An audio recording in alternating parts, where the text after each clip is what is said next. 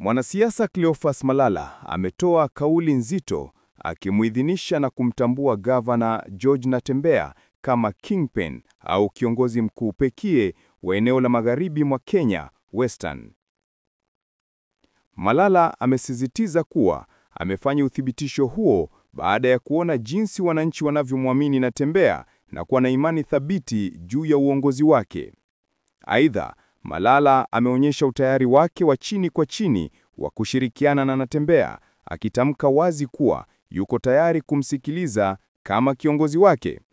Kauli hii inaashiria mabadiliko ya mwelekeo wa kisiasa kwa Malala, ambaye sasa anaonekana kuweka kando tofauti zozote za awali na kukubali ukuu wa Natembeya katika siasa za eneo hilo kutokana na ushawishi wake kwa umma. Je, una maoni gani? Kwa habari zaidi, usikose kutufuatilia. Hii ni Swahili Time, Dunia Darubini.